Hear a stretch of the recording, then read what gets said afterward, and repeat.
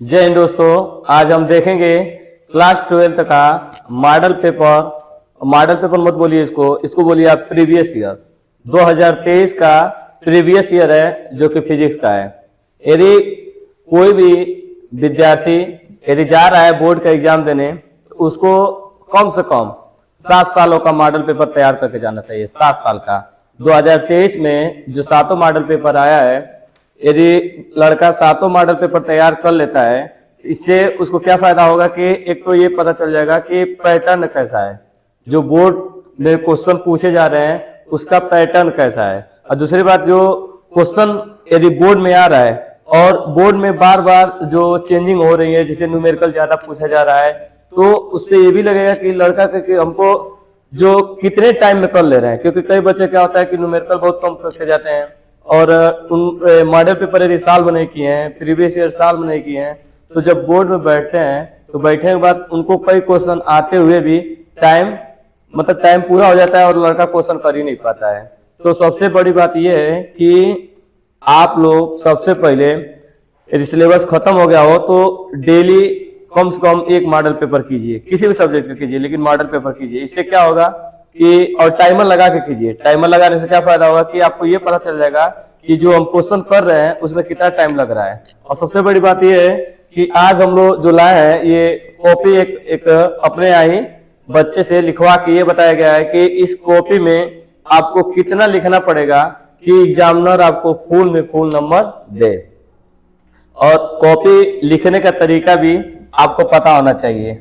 तो हम लोग देखते हैं, ये आपका बोर्ड में कॉपी ऐसे मिलता है और बोर्ड में जो कॉपी मिलता है इसमें ऐसे अनुक्रमांक और भरना होता है। ये तो आप सब लोग जानते हैं। हम लोग क्वेश्चन पे आते हैं। ये जो आज फिजिक्स का 2023 का पहला सेट है और इस सेट को आप लोग देखिए कितने आसान तरीके से तैयार कर सकते हैं। और सबसे बड़ी बात यह है कि जैसे हम बोल रहे हैं यहाँ पर, तो हम लोग क्वेश्चन, क्योंकि बोर्ड में क्या होता है कि आपको क्वेश्चन लिखना नहीं होता है। बोर्ड में आपको केवल उसका आंसर देना रहता है। लिखेंगे प्रश्न नंबर 1 का आंसर, जैसे खंड अ है तो आप उसमें लिखेंगे प्रश्न नंबर 1 का आंसर लिख देंगे। तो जब आप करेंगे, जैसे पहला हम लोग तो क्वेश्चन दे दिए हैं, आपको क्वेश्चन उतारना ही नहीं, सीधे डायरेक्ट आंसर लिखना है। जैसे पहला क्वेश्चन है कि चांदी का परावैद्युतांक कितना होता है। तो आप सबको पता होगा कि चांदी एक धातु है और धातु का परावैद्युतांक क्या होता है? अनंत होता है, इनफाइनाइट होता है। तो कोई भी धातु हुआ, चांदी हो, सोना हो, एल्युमिनियम हो, कोई भी धातु हुआ, हर एक धातु का परावैद्युतांक जो होता है वो क्या होता है? इनफाइनाइट होता है, अनंत होता है। इस चांदी का परावैद्युतांक का आंसर क्या होगा? आंसर होगा 4। तो आप केवल लिखेंगे कि क का कौन सा आंसर सही है? क का चौथा आंसर सही है, तो आप क का क्या डाल देंगे? 4 नंबर। बस यही करना होता है और बाकी आपको क्वेश्चन उतारना नहीं है। ये तो हम लोग दिखाए हैं कि कॉपी आप ऐसे लिखिएगा, आप क्वेश्चन मत उतारिएगा, डायरेक्ट आप आंसर लिखिएगा। जैसे दूसरा क्वेश्चन देखिएगा, पहले क्वेश्चन का आंसर तो 4 हो जाएगा क्योंकि जो धातु है उसका परावैद्युतांक अनंत होता है। यदि जल का आ जाए इसी का स्थान पर कि जल का परावैद्युतांक कितना होता है, तो आपको याद होना चाहिए कि जो जल होता है उसका परावैद्युतांक कितना होता है? 81 होता है, 81। और यदि वायु आ जाए, हवा का परावैद्युतांक कितना होता है? 1 होता है। तो ये परावैद्युतांक है, आपको याद होना चाहिए। ये वाला देखिए दूसरा क्वेश्चन, इस पर स्टार बना हुआ है, ये इस साल क्वेश्चन नहीं पूछेगा। जो एनपीएन है, पीएनपी है, या गेट है, ओआर गेट है, नॉर गेट है, जो भी गेट से रिलेटेड क्वेश्चन है इस साल आपसे बोर्ड में नहीं आएगा। एनपीएन, पीएनपी, ट्रांजिस्टर नहीं आएगा। अगले क्वेश्चन को हम लोग देखते हैं। देखिए इस क्वेश्चन को, क्वेश्चन नंबर पहले का ब है। आपको बोला है कि एक पतला लेंस है, जो लेंस लिया है वो कैसा लेंस है? पतला लेंस है। तो लेंस पतला है और इसमें बोला है कि इसका अपवर्तनांक निकालना है। अपवर्तनांक मीन्स होता है यन। आपको यन पता करना है, ये निकालना है। और यहाँ पे दे दिया है कि उसके लिए अपवर्तक कोण ए होता है, विचलन कोण डेल्टा एम होता है। ये दोनों आपस में क्या है? बराबर है। तो अभी आप लिखेंगे, जो आपको दे दिया है कि अपवर्तक कोण या प्रिज्म कोण ये बराबर है किसके? विचलन कोण के, डेल्टा एम के। तो आपको फार्मूला याद होना चाहिए। फार्मूला होता है पतले लेंस के लिए आपको हमेशा याद होना चाहिए, जो पतला लेंस होता है ये होता है डेल्टा एम बराबर होता है n-1 इंटू ए। ये फार्मूला होता है डेल्टा एम बराबर n-1 इंटू ए, जहां ए प्रिज्म कोण होता है। अब देखिए आपसे बोल दिया है कि जो दोनों बराबर हैं, डेल्टा एम और ए क्या है, बराबर है, तो हम लोग डेल्टा एम के जगह पे ए रख देंगे। इधर है आपका n-1 और इसके बगल में है ए। यहाँ क्या होगा कि ए से ए आपका कट जाएगा, तो यहाँ पर कितना बच जाएगा 1। अब क्या होगा 1 बराबर हो जाएगा n-1। ये देखिए -1 है, आप दाएं से बाएं तरफ लेके जाइए, ये माइनस वाला क्या हो जाएगा प्लस, n बराबर आपका आंसर आ जाएगा n बराबर 2। तो कितना होगा, माध्यम का अपवर्तनांक 2 आएगा। तो इस क्वेश्चन का आंसर होगा ऑप्शन नंबर 2। तो केवल आपको लिखना होगा गौ का कौन सा सही है, आप लिख देंगे ऐसे बोर्ड में, गौ का सही है आपका कौन सा नंबर है, कौन सा नंबर है, दूसरा नंबर, ये आपका सही है बोर्ड में। और कितना इसका आंसर है 2। तो हम तो ये क्वेश्चन आपको बता ही दिए शुरू में ही कि क्वेश्चन क्यों लिखा गया है, क्योंकि आपको ये बताने के लिए कि बोर्ड में आप लोग केवल आंसर लिखिएगा, हम लोग क्वेश्चन दिखा के बताएंगे, ऐसे आपको सॉल्व करना है। अगला क्वेश्चन देखिएगा, दिया है कि समीकरण, ये बोला है कि हीलियम बन रहा है और ये सब बन रहा है और उष्मान भी निकल रही है, क्यों उष्मा निकल रही है, तो ये कौन सा रिएक्शन है, नाभिकीय संलयन है कि नाभिकीय विखंडन है कि नाभिकीय विघटन है। तो ये आपको पता होना चाहिए कि नाभिकीय संलयन में क्या होता है, 2 या 2 से अधिक मतलब क्या होता है, हल्के नाभिक आपस में मिलके एक भारी नाभिक का निर्माण करते हैं, जिसमें क्या होता है आपको याद होगा। देखिए यहाँ पे क्या होता है कि ड्यूटेरियम और ड्यूटेरियम, यहाँ 1-2 ड्यूटेरियम है, ड्यूटेरियम आपस में मिलके पहले बनाते हैं सब टाइटेनियम। इसके साथ क्या होता है, एक हाइड्रोजन निकलता है और इसमें 4 मेगा इलेक्ट्रॉन वोल्ट ऊर्जा निकलती है। फिर क्या होता है, ये जो टाइटेनियम होता है, ये जो टाइटेनियम है फिर से ड्यूटेरियम से रिएक्शन करता है और ड्यूटेरियम से रिएक्शन करके ये बनाता है हीलियम का नाभिक, ये बनाता है हीलियम का नाभिक। और साथ में क्या निकलता है, साथ में न्यूट्रॉन, और उसके साथ क्या होता है 17 मेगा इलेक्ट्रॉन वोल्ट की क्या निकलती है, ऊर्जा निकलती है। तो कुल मिला जुला के ये जो रिएक्शन आपको दिया है ये नाभिकीय संलयन का दिया है, नाभिकीय विखंडन का नहीं। नाभिकीय विखंडन जो होता है उसमें क्या होता है, एक भारी नाभिक जो होता है वो टूट के 2 या 2 से अधिक हल्के नाभिकों में विघटित होता है। तो आपका याद भी होगा कि जो नाभिकीय विखंडन होता है उस पर आधारित परमाणु बम है और नाभिकीय संलयन पर आधारित हाइड्रोजन बम है। तो ये भी आपको याद होगा कि जो परमाणु बम होता है वो नाभिकीय विखंडन है और इसको नियंत्रित किया जा सकता है, जबकि नाभिकीय संलयन पर हाइड्रोजन बम को नियंत्रित नहीं किया जा सकता है, ये आपको याद होना चाहिए।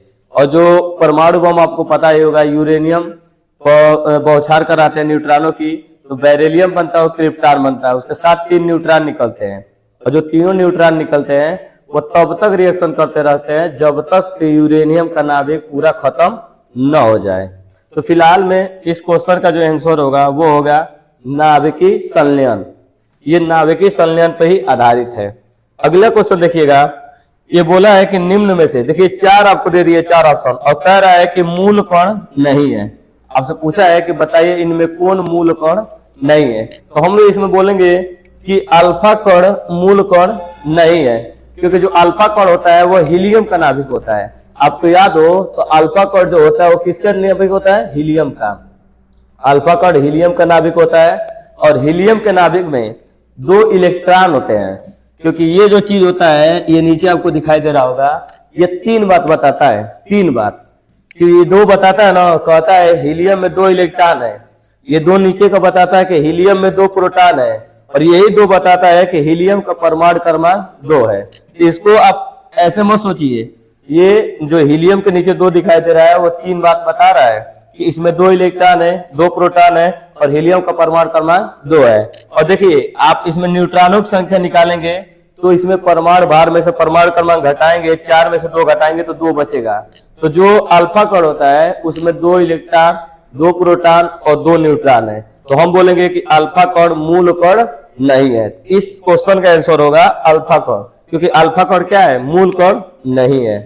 तो हम लोग आगे वाला क्वेश्चन को देखते हैं। अगला क्वेश्चन क्या कह रहा है, देखिएगा ये क्वेश्चन, ये जो बोर्ड में पूछा हुआ है, जो आपका 1 नंबर में आया बहुविकल्पी में, ये काफी मतलब कहा जाए कि हल्का क्वेश्चन नहीं है। ये सारा क्वेश्चन बोर्ड में काफी टफ क्वेश्चन पूछे गए हैं। और इस क्वेश्चन को आप देखिएगा, कहा है कि आपको एलसीआर पता होगा। एलसीआर परिपथ एक ऐसा परिपथ होता है जिसमें प्रतिरोध आर, प्रेरकत्व यल और संधारित्र सी, तीनों को क्या किया जाता है, श्रेणी क्रम में जोड़ा जाता है। तीनों जब श्रेणी क्रम में ऐसे रहते हैं, ये मान लीजिए पहला प्रतिरोध, उसके बाद आपका क्या होता है प्रेरकत्व ले लीजिए, उसके बाद क्या होता है ये होता है संधारित्र सी। तीनों श्रेणी क्रम में जुड़े होते हैं। ये आर वाला है, ये यल है, और ये क्या होता है सी संधारित्र। तो कहा रहा है कि इसमें ये 4 कंडीशन दे दिया है। देखिए जहां यन आवृत्ति है, यन आवृत्ति है, और यन आर वो भी आवृत्ति है, लेकिन वो अनुनादी आवृत्ति है। तो आपसे पूछा है बताइए कि इनमें कौन बड़ा है कौन छोटा है, ठीक है। तो देखिए इसमें एक कंडीशन आपको दे दिया है, कह रहा है कि अनुनाद स्थिति में जो धारा जो है विभव से पश्चगामी है, मतलब धारा छोटा है और विभव क्या है अग्रगामी है, आगे है। तो विभव अग्रगामी होता है तो आपको याद होगा कि ओमेगा यल बराबर ये होता है, ओमेगा यल क्या होगा बड़ा होगा किससे, ओमेगा सी से। ओमेगा यल ओमेगा सी से क्या होगा बड़ा होगा, अग्रगामी होगा वोल्टेज। तब आपको ये भी पता होगा कि यहां से देखिए ओमेगा यल से पहले ये ऐसे देख लीजिए ना, सीधे यक्स यल बड़ा होगा यक्स सी से, और यक्स यल बराबर क्या होता है ओमेगा यल, और यक्स सी बराबर क्या होता है 1/ओमेगा सी। आप इसको लिखिए, ये वाला सही नहीं, ये देखिए यक्स यल जो होगा यक्स यल, जैसे ये जो होता है यक्स यल, ये जो होता है प्रेरकत्व का प्रतिरोध होता है, और यक्स सी जो होता है वो संधारित्र का प्रतिरोध होता है।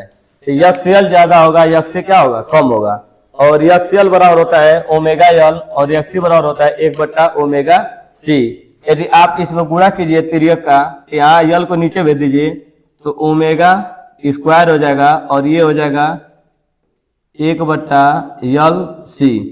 अब यहाँ से स्क्वायर हटाएंगे तो बगल वाला किस में आ जाएगा, बगल वाला अंडर रूट में आ जाएगा, और यहाँ से आपका हो जाएगा ओमेगा इक्वल टू 1/√यल सी हो जाएगा। और देखिए ओमेगा बराबर फार्मूला होता है 2πn, ओमेगा बराबर क्या होता है 2πn। यहाँ से होगा ओमेगा बराबर 2πn, यन आवृत्ति है, और यहाँ से आप लिख सकते हैं 1/√, क्या लिखेंगे 1/√यल सी लिखेंगे 1/√यल सी। यहाँ से लिख सकते हैं यन इक्वल टू, ये 2π गुणा में इधर जाएगा तो भाग करेगा, ये 2π और 1/√, ये ऐसे बड़ा है 1/√यल सी, ये ऐसे है, ठीक। अब देखिए हम लोग जानते हैं कि अनुनाद की स्थिति में, जब अनुनाद स्थिति रह जाएगा, अनुनाद की स्थिति में यन आर जो होगा, यन आर इक्वल टू 1/2π 1/√यल सी होता है। यन आर बराबर 1/2π 1/√यल सी, जहां यल प्रेरकत्व है, सी संधारित्र की धारिता है। अब देखिए इसमें कौन बड़ा दिखाई दे रहा है आपको, इसकी वैल्यू यहाँ पर रख दीजिए, यहाँ वैल्यू इसका रख दीजिए। ये जो वैल्यू है वो किसकी वैल्यू है, यन आर की वैल्यू है। यहाँ पे जो वैल्यू आप देख रहे होंगे 1/2π 1/√यल सी, वो किसकी वैल्यू है यन आर की। यहाँ से आपको पता चल गया होगा कि कौन सा बड़ा है और कौन छोटा है। जिधर मुंह खुला होता है वो बड़ा होता है, यन बड़ा है, और यन आर क्या है छोटा है। इसमें ऑप्शन नंबर जो 4 होगा, यन बड़ा होगा किससे, यन आर से, ये बड़ा है। अगला क्वेश्चन देखिए, कह रहा है कि विद्युत चुंबकीय तरंगों की 2 प्रमुख विशेषता बताइए। देखिए पहली बात कि जो विद्युत चुंबकीय तरंगें होती हैं वो पैदा कैसे होती है, उत्पन्न कैसे होती है। तो आपको याद होगा कि जब कोई आवेशित कण त्वरित होता है, जब कोई आवेशित कण त्वरित होता है तो वह आवेशित कण एक प्रकार की तरंगे निकालते हुए चलता है। फिर सुनिए, जब कोई आवेशित कण त्वरित होता है तो एक प्रकार की तरंगे निकालते हुए चलता है, और उन तरंगों को कहते हैं विद्युत चुंबकीय तरंगे। और इसका गुण भी याद होना चाहिए कि विद्युत चुंबकीय तरंगों के संचरण के लिए, चलने के लिए किसी माध्यम की आवश्यकता नहीं होती है। जैसे हम तो बोल रहे हैं, हमारे बोलने के लिए माध्यम है, वायु है, हवा ना हो तो हमारी आवाज नहीं जाएगी। तो यहाँ पे देखिए, और आप देखते होंगे कि यदि कोई भी जल में यदि तरंग पैदा हो रहा है तो वहां पे जल एक माध्यम है, लेकिन आप यहाँ देखेंगे कि विद्युत चुंबकीय जो तरंगे होती हैं इनके संचरण के लिए, चलने के लिए कोई माध्यम की आवश्यकता नहीं होती है। और जो विद्युत चुंबकीय तरंगे होती हैं वो अनुप्रस्थ तरंगे होती हैं। अनुप्रस्थ आपको याद होगा, अनुप्रस्थ तरंगे जब होती हैं तो वो हमेशा कंपन जो करती है ऊपर नीचे कंपन करती है, अनुप्रस्थ तरंगे। तो दो बात ये हो गया कि जो विद्युत चुंबकीय तरंगे होती हैं सबसे पहले ये इनके संचरण के लिए, इनके चलने के लिए कोई माध्यम की आवश्यकता नहीं होती है। दूसरी बात ये कि ये जो अनुप्रस्थ तरंगे होती है, तीसरी बात ये कि इनकी जो चाल होती है लव प्रकाश की चाल के बराबर होती है। विद्युत चुंबकीय जो तरंगे होती है इनकी चाल क्या होती है, प्रकाश के चाल के बराबर होती है। तो ये भी ऐसा ही देखिए, ये क्वेश्चन लिखा गया है कि ये कैसे पैदा होती हैं। इनको पैदा करने के लिए कौन कर रहा है, आवेशित कण, त्वरित आवेशित कण। और इनका गुण भी आप देख लिए हैं कि इनका वेग लगभग किसके बराबर है, प्रकाश की चाल के बराबर होता है। अब अगला देखिए, देहली तरंगदैर्घ्य, बहुत इंपॉर्टेंट है, जो कि पिछले साल का क्वेश्चन ही है। तो देहली तरंगदैर्घ्य और देहली आवृत्ति, ये दोनों आपको याद होना चाहिए।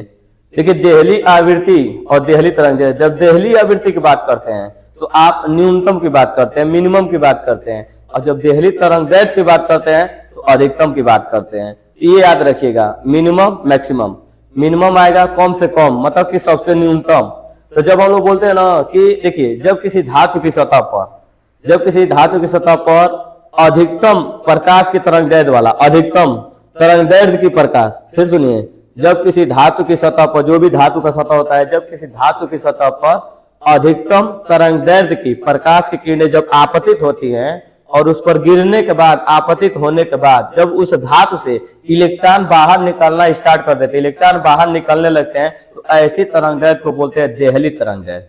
देहली तरंगदैर्घ्य, देखिए देहली तरंगदैर्घ्य ये आपका है, जब किसी भी धातु पर आपतित प्रकाश की वह अधिकतम तरंगदैर्घ्य। देखिए फिर से अधिकतम तरंगदैर्घ्य बोला है, जिस पर धातु से क्या होने लगे, इलेक्ट्रॉन बाहर निकलने लगे, उत्सर्जन होने लगे, तो इस तरंगदैर्घ्य को क्या बोलते हैं, देहली तरंगदैर्घ्य बोलते हैं। और देहली आवृत्ति तो आप बोलेंगे, जब किसी धातु की सतह पर वह न्यूनतम प्रकाश की किरणें जब आपतित, न्यूनतम आवृत्ति की, वह न्यूनतम आवृत्ति की प्रकाश की किरणें जब आपतित होती हैं और आपतित होने के बाद उस धातु से इलेक्ट्रॉन क्या हो, बाहर निकलने लगे, तो उस आवृत्ति को बोलते हैं देहली आवृत्ति। तो बस देहली तरंगदैर्घ्य और देहली आवृत्ति आपको याद होना चाहिए। देहली तरंगदैर्घ्य में आप बोलेंगे प्रकाश तरंगों की वो अधिकतम आवृत्ति जिस पर जो कभी धातु की सतह पर गिरे तो धातु की सतह से इलेक्ट्रॉन को क्या करने लगे, बाहर उत्सर्जन करने लगे, इस आवृत्ति को देहली आवृत्ति कहते हैं और देहली तरंगदैर्घ्य कहते हैं। और देहली तरंगदैर्घ्य को लैम्डा 0 से प्रदर्शित करते हैं। अगला क्वेश्चन देखिएगा, देखिए अगला क्वेश्चन आपका न्यूमेरिकल है, बढ़िया न्यूमेरिकल है, इसको समझ लीजिए। देखिए इस क्वेश्चन में कहा है ना कि एक कांच का उत्तल लेंस है, उत्तल लेंस है जिसका अपवर्तनांक 3/2 दिया है, इसका अपवर्तनांक 3/2, देखिए 3/2 दे दिया है ये। और फिर देखिएगा इसको किसी द्रव में क्या किया गया है, किसी द्रव में डुबाया गया है। उत्तल लेंस को क्या किया गया है कि कोई द्रव है, ये इस द्रव है, इस द्रव में किसी उत्तल लेंस को डुबा दिया गया है, ऐसे उत्तल लेंस को डुबा दिया गया है। जिस द्रव में डुबाया गया है उसका भी अपवर्तनांक वही है जो लेंस का है, लेंस का भी अपवर्तनांक 3/2 है और द्रव का भी अपवर्तनांक 3/2 है। तो आपसे पूछा है, आप बताइए कि द्रव, ये जो लेंस है इसका फोकस दूरी कितना होगा, लेंस का फोकस दूरी कितना आएगा। तो आप फार्मूला जानते होंगे, देखिए लेंस मेकर का फार्मूला होता है, लेंस मेकर बता के गए थे, देखिएगा ध्यान से कि आप देखिए 1/F बराबर n-1, इसको लिखते हैं n12, इसको लिखते हैं n12। इसका मतलब ये होता है ना, पहले माध्यम के सापेक्ष दूसरे माध्यम का अपवर्तनांक। n12 इक्वल टू होता है, देखिए 1/R1 माइनस 1/R2, ये चीज होता है। अब देखिए आप वैल्यू भरिए, आपसे पूछा है कि बताइए लेंस की फोकस दूरी कितनी होगी, मतलब आपको यह पूछ दिया है, आपसे यह पूछा है लेंस की फोकस दूरी कितनी होगी। अब देखिएगा n12 को आप लिख सकते हैं n2/n1, n2/n1, ये चीज लिखा जाता है, -k1 और 1/R1 माइनस 1/R2। अब देखिए आप जब वैल्यू भरेंगे N2 मतलब दूसरा माध्यम का भी अपवर्तनांक कितना है 3/2 है, या दूसरे माध्यम का अपवर्तनांक 3/2 है और पहले माध्यम का अपवर्तनांक 3/2 है, और यहाँ 1/R1 माइनस 1/R2। यहाँ आप देखेंगे 3/2 से 3/2 पूरा कट ही जाएगा, तो आपका बचेगा 1 माइनस 1 बचेगा, 1 में से 1 घटेगा कितना हो जाएगा 0, यहाँ हो जाएगा 1/F बराबर 0। और देखिए जब पीरियड का गुणा करेंगे तो 0 को भेज देंगे F की जगह पर और F को भेज देंगे 0 की तरफ, यहाँ हो जाएगा F बराबर 1/0। 0 से जब किसी नंबर में भाग देते हैं तो आता है इनफाइनाइट। क्या आता है इनफाइनाइट, और इनफाइनाइट किसका फोकस दूरी होता है समतल दर्पण का, समतल दर्पण का। ये जो होगा, ये जो लेंस व्यवहार करेगा, लेंस समतल दर्पण जैसा व्यवहार करेगा, क्योंकि इसकी फोकस दूरी कितनी आ चुकी है, इसकी फोकस दूरी अनंत आ चुकी है। तो आप इस क्वेश्चन को समझ सकते हैं, जब जिस द्रव में डुबाया जा रहा है उसका भी अपवर्तनांक वही है जो लेंस का है। तो अगले क्वेश्चन को देखिए, अभी आपको बोले हैं कि ट्रांजिस्टर कट चुका है, तो ट्रांजिस्टर आएगा नहीं, तो कम से कम ट्रांजिस्टर से आपका पीछा छूट गया है। अब अगला क्वेश्चन देखिएगा, देखिए इस क्वेश्चन में दिया है नाइट्रोजन और दिया है 7 और 14। तो आपको बताया है कि ये जो नीचे का 7 होता है वो 3 बात बताता है, जो भी होता है ये 3 बात बताता है, इलेक्ट्रॉनों की संख्या, प्रोटॉनों की संख्या और परमाणु क्रमांक। नाइट्रोजन ये बता रहा है कि नाइट्रोजन में 7 इलेक्ट्रॉन है, 7 प्रोटॉन है, और नाइट्रोजन परमाणु क्रमांक में 7वें नंबर पाता है। तो आपसे पूछ दिया कि इसमें बताइए कितना कूलम आवेश है, तो फार्मूला आप जानते हैं Q = N E से, Q = N E से लगाया हुआ है। N की वैल्यू 7 है, E की वैल्यू फिक्स होता है 1.6 × 10⁻19 और गुणा कर देंगे N × E, तो आपका आ जाएगा इतना 11.2 10⁻19। यदि आपको मानक रूप में लिखने का मन है तो आप लिख सकते हैं 1.1 दशमलव के 1 का स्थान है खिसकाएंगे दाएं से बाएं तरफ, ये हो जाएगा घात को कम कर देंगे 10,19 है ना, ये हो जाएगा माइनस के 18 कूलम। ये आपका हो जाएगा, चाहे आपका मन हो मानक रूप में लिखने का, वैसे मानक रूप में ही लिखा जाता है। ये 19 से बन जाएगा 18। अब देखिएगा अगला क्वेश्चन, ये देखिए आपसे पूछा है कि एक हेनरी स्वप्रेरकत्व, आपको इतना याद होना चाहिए कि स्वप्रेरकत्व का जो फार्मूला होता है, देखिए यल बराबर होता है, यल बराबर माइनस आप लिख सकते हैं ई अपान होता है DI/dt, DI/dt ये होता है।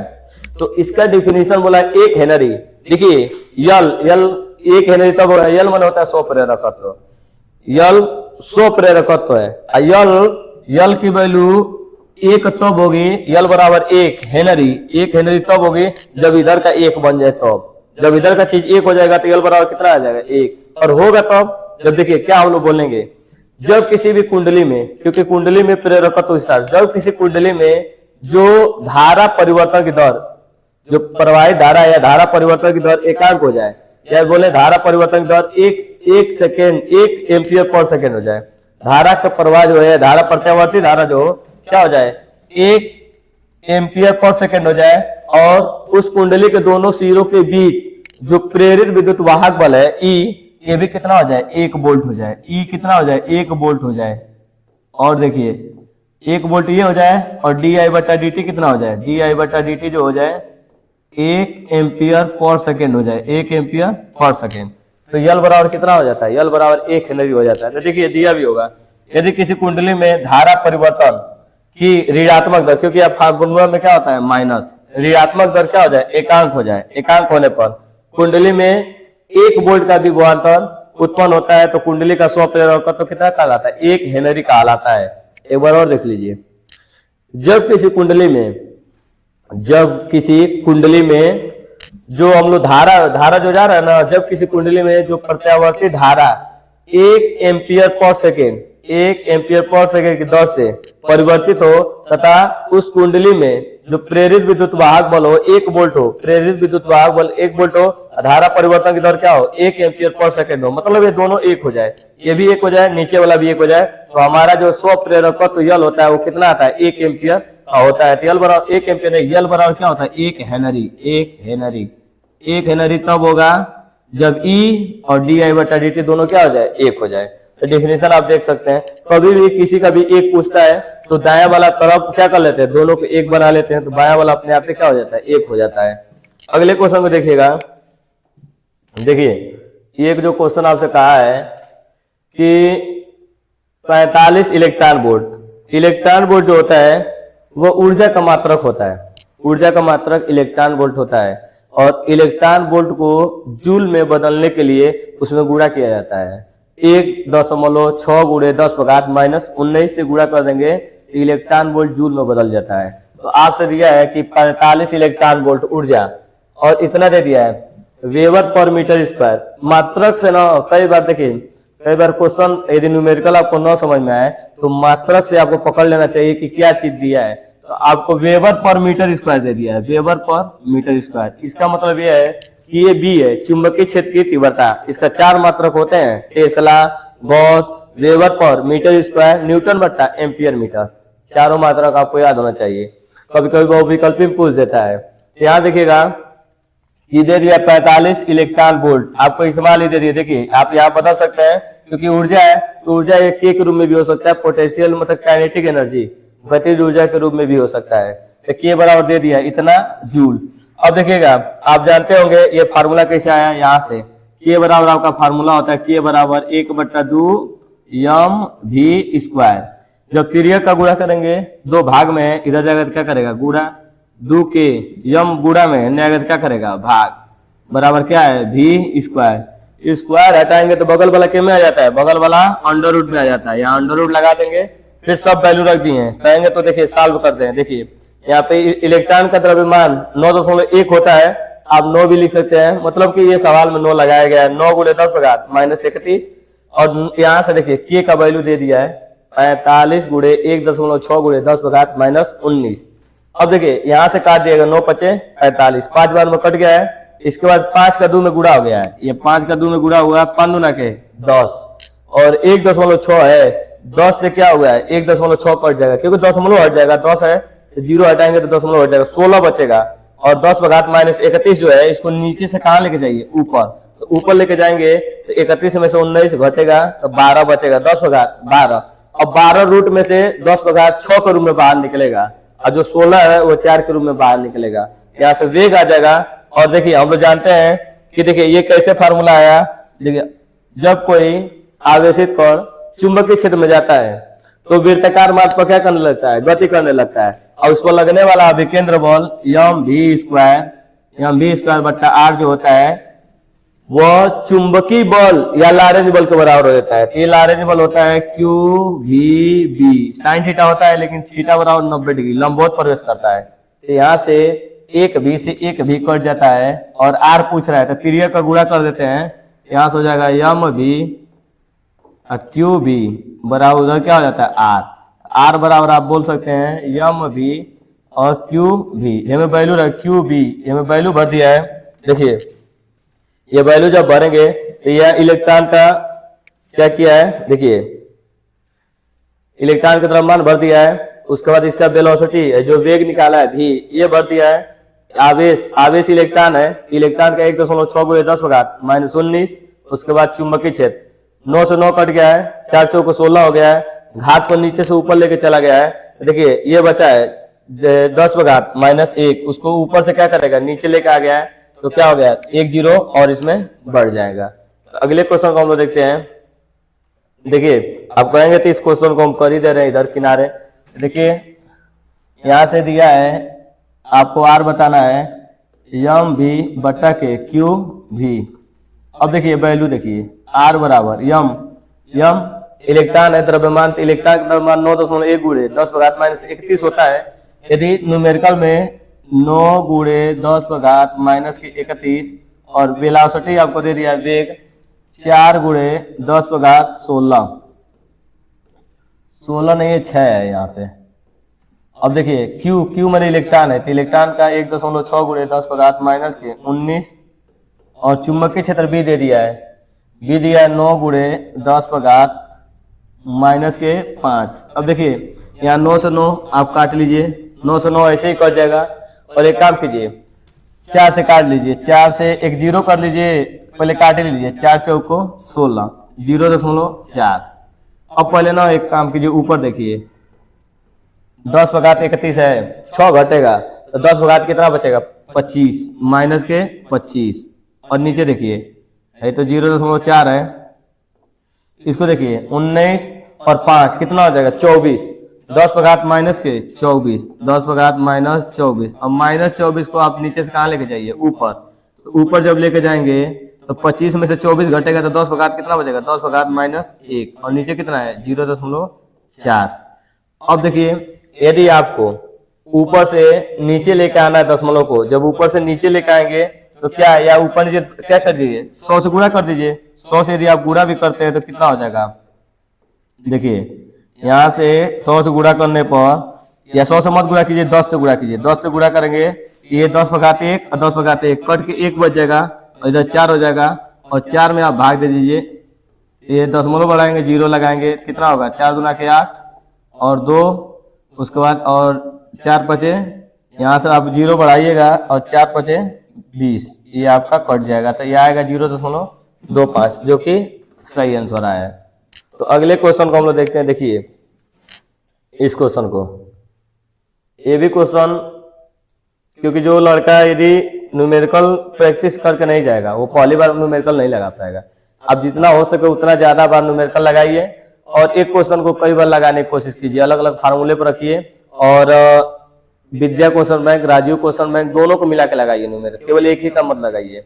और देखिए इस क्वेश्चन में क्या कहा है, कह रहा है कि यम द्रव्यमान का एक क्यू आवेशित कण है, देखिएगा यम द्रव्यमान का एक कण है क्यू आवेश और एक समान विद्युत क्षेत्र ई में क्या कर रहा है विरामावस्था। जब कभी भी आपको विरामावस्था आ जाए आपके दिमाग में आना चाहिए प्रारंभिक वेग उसका क्या है 0, u = 0। जब कभी भी विरामावस्था में आ जाए, कह रहा है कि विरामावस्था से कितना दूर जा रहा है d दूरी जा रहा है, तो सिद्ध करना है तो उसका वेग इतना हो जाएगा। तो आपको याद होगा गति का तीसरा समीकरण v² बराबर होता है u² + 2as।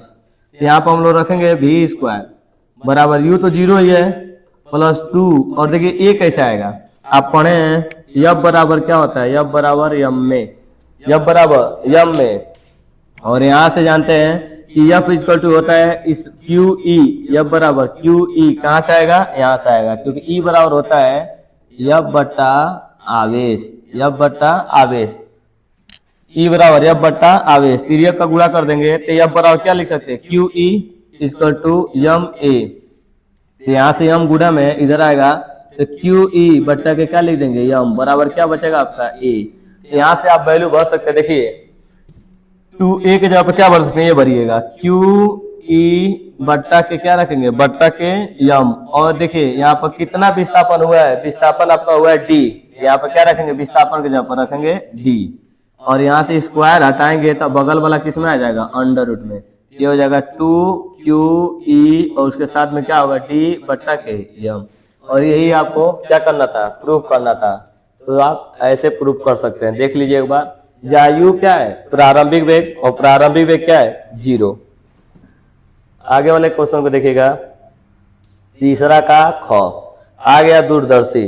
दूरदर्शी एक ऐसा प्रकाशित यंत्र होता है जिसकी सहायता से बहुत दूर पर रखी अनंत पर बहुत दूर पर रखी वस्तु का प्रतिबिंब देखा जाता है। और बड़ी बात यह है कि देखिए दूरदर्शी में 2 लेंस होता है, दोनों लेंस मतलब ये होता है उत्तल लेंस होता है, एक आपका होता है अधिक फोकस दूरी का और बड़े द्वारक का जिसे हम कहते हैं अवदृश्यक लेंस O, इसका नाम होता है अवदृश्यक लेंस O।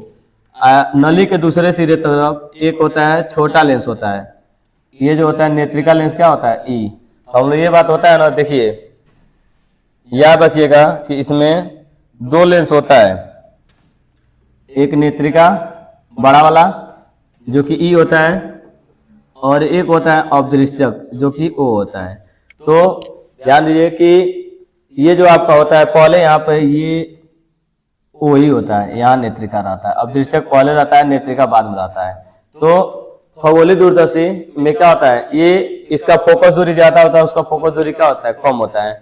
इस बेलनाकार नली होती है, नली के दोनों तरफ 2 उत्तल लेंस लगे होते हैं, जिसमें पहला जो लेंस होता है इसका फोकस दूरी अधिक होता है, द्वारक बड़ा होता है, इसे हम लोग कहते हैं अवदृश्यक लेंस हो, तथा नली के दूसरे सिरे की तरफ एक कम फोकस दूरी का छोटे द्वारा का एक उत्तल लेंस होता है जिसे नेत्रिका लेंस क्या कहते हैं, ई। अब इस क्वेश्चन में देखिए क्या कह रहा है, इसकी आवर्धन क्षमता दे दिया है, यम बराबर दे दिया है, यम बराबर दे दिया है 9। आपको आवर्धन क्षमता याद होना चाहिए, यम बराबर क्या होता है, एफओ बट्टा क्या होता है, एफी, एफओ बट्टा क्या होता है, एफी।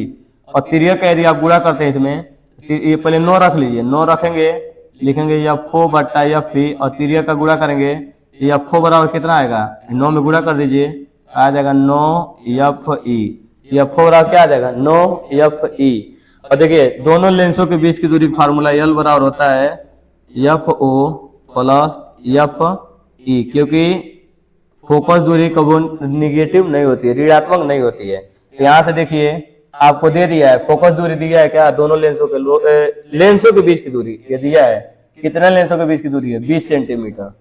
यल के जगह पर रखेंगे लेंसों के बीच की दूरी 20 सेंटीमीटर। और हम देखिए एफओ निकाल चुके हैं, एफओ कितना है 9 एफ ई है, आप प्लस एफ ई यहाँ से जुड़ेगा तो ये हो जाएगा 9 और 1 10, 10 एफ ई हो जाएगा, काट देंगे 10 दूना के 20, यहाँ से आ जाएगा एफ ई, मतलब नेत्रिका लेंस की फोकस दूरी आ चुकी है 2। तो नेत्रिका लेंस की फोकस दूरी किस में रख देंगे, इसमें रख दीजिए एफ ओ में, तो एफ ओ बराबर होगा 9 गुणे 2, ये हो जाएगा 9 दूना के 18 सेंटीमीटर। एक आएगा 2 सेंटीमीटर, एक आएगा 18। देख लीजिए यही है आपका। आगे वाला क्वेश्चन देखते हैं हम लोग कि आगे क्या बोला है, देखिएगा ध्यान से अगले क्वेश्चन को।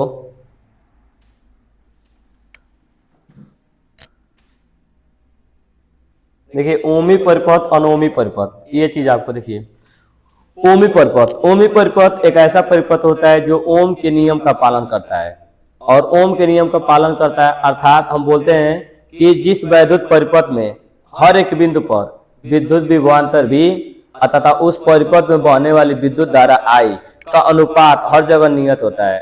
विद्युत विभवांतर भी और विद्युत धारा आई का अनुपात हर जगह क्या होता है, नियत होता है, मतलब बराबर होता है। तो ऐसे परिपथ को हम कहते हैं ओमीय परिपथ। और ओमी परिपथ में जब हम ग्राफ खींचते हैं तो भी और आई के बीच में सदैव एक सीधी रेखा मिलता है, उसे हम लोग कहते हैं ओमीय परिपथ। और अनओमी परिपथ क्या होता है, अनओमी परिपथ सबसे पहली बात कि ओम के नियम का पालन नहीं करता है, और विद्युत परिपथ में विद्युत विभवांतर भी और उसमें धारा बहने वाली धारा आई का जो अनुपात होता है हर जगह नियत नहीं होता है। और इसका जो ग्राफ मिलता है वो ग्राफ हमेशा क्या होता है, कर्व नियर होता है, एक सीधी रेखा नहीं होती है।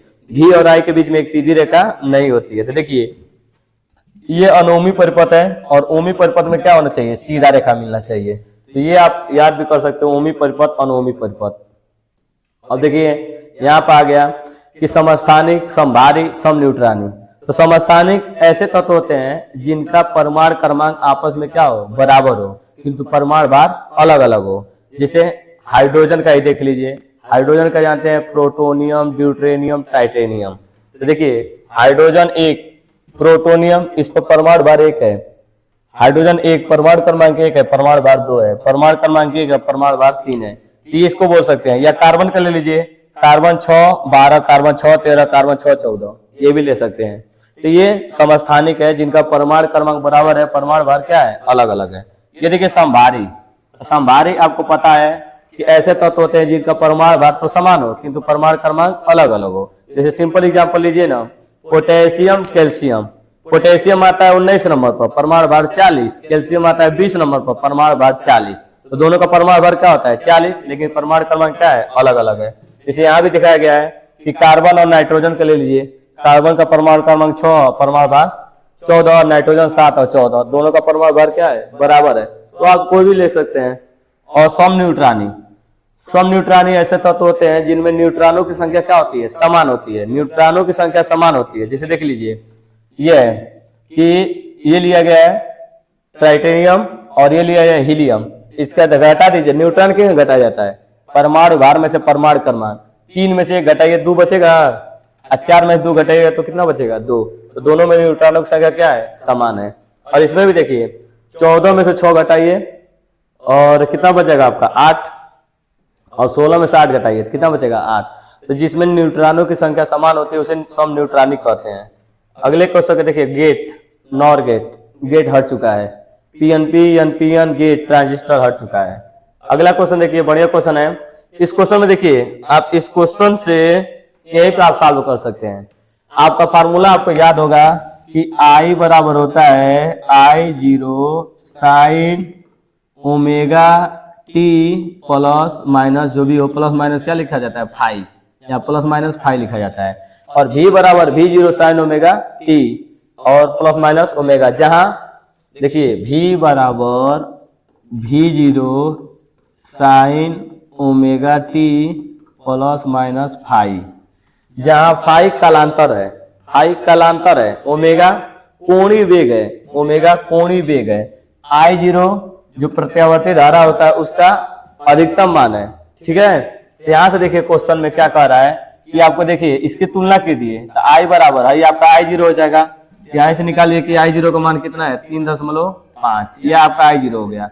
फिर साइन ओमेगा टी, ओमेगा आपका ये हो गया, ओमेगा बराबर आपका हो जाएगा कितना है 628, ओमेगा 628 हो जाएगा। अब अगला देखिए, ये होगा फाई वन कालांतर, ये फाई वन हो जाएगा। आप निकाल सकते हैं फाई वन कितना है, फाई वन आपका है 5/6 और फाई टू देखिए, फाई टू आपका है माइनस के π/6। यहाँ से देखिए ये फाई वन फाई टू तो हो जाएगा। और इसके साथ आपका पूछा, देखिए क्या पूछा है, विद्युत धारा मतलब प्रत्यावर्ती धारा का शिखर मान। तो प्रत्यावर्ती धारा का शिखर मान का ही फार्मूला होता है, शिखर मान दे दिया है, प्रत्यावर्ती धारा के वर्ग माद मूल मान, प्रत्यावर्ती धारा का वर्ग माद मूल मान IRMS पूछ रहा है। तो IRMS बराबर फार्मूला होता है I0 बट्टा के √2, ये फार्मूला होता है। IRMS बराबर I0 √2। इसमें वैल्यू भरेंगे, देखिए यहाँ वैल्यू भरा गया है I0 के जगह पर 3.5 और नीचे √2 है, तो √2 को हटाने के लिए ऊपर नीचे √2 से क्या किया गया है गुणा, तो नीचे क्या हुआ है, ये तो √2 से रूट हट जाएगा और 2 से 3.5 को काट दिए तो आया है 1.75। ठीक, ये तो पहला आ गया जो कि पूछा है धारा का वर्ग माद मूल मान। देखिए दूसरा पूछा है आवर्तकाल, समय, समय पूछ रहा है, तो आपको यही से समय निकाल लेना चाहिए। ओमेगा बराबर क्या होता है, ओमेगा बराबर होता है 2 पाई n होता है, 2 पाई n 628, n माने आवृत्ति होता है, 2 पाई n या 2 पाई f, m माने आवृत्ति, n माने आवृत्ति। n को हम लोग बदल सकते हैं, देखिए n को बदल सकते हैं कैसे, आवृत्ति बराबर होता है 1/आवर्तकाल, n के जगह पे 1/t लिख सकते हैं, क्योंकि आवृत्ति बराबर कितना होता है 1/आवर्तकाल 628। अब आपसे पूछा क्या है, यही तो पूछ रहा है t, तो तिर्यक का गुणा कर दीजिए, तिर्यक का इसमें गुणा करेंगे तो 2 पाई बट्टा 628 बराबर कितना हो जाएगा t। अब इसको हल करेंगे, देखिए यहाँ पर हल करके दिखाया गया है कि जब इसको काटेंगे तो आएगा 0.01 आएगा, ये आपका समय आ जाएगा। और देखिए जब कालांतर निकालेंगे, कालांतर कितने का है, तो फाई वन में से फाई टू को क्या कर देंगे, घटा देंगे। जब घटाएंगे तो देखिए फाई टू माइनस है, तो माइनस माइनस क्या हो जाएगा प्लस, और दोनों का हर क्या है सेम है, जब हर सेम है तो उसको डायरेक्ट जोड़ देंगे, 1 पाई मिलकर को पाई 2 पाई, 2 से काट देंगे 2 तिहाई 6, ये कालांतर आ जाएगा। अगला देखिए गामा किरणें, तो गामा किरणें कहाँ से आती हैं, रेडियो एक्टिव पदार्थ से, अल्फा बीटा गामा, जो कि अल्फा होती है धन आवेश, बीटा होती है ऋण आवेश, और गामा पर कोनो आवेश नहीं रहता है, गामा आवेश रहित होता है। और गामा जो होता है जब इसको किसी विद्युत क्षेत्र या चुंबकीय क्षेत्र में रखा जाता है तो बिना विचलित हुए ना हिलने जाता है ना हिलने जाता है, सीधे निकल के जाता है। क्यों, क्योंकि गामा पर कोई आवेश नहीं होता है, इतना याद रखिएगा, गामा पर कोई आवेश नहीं होता है।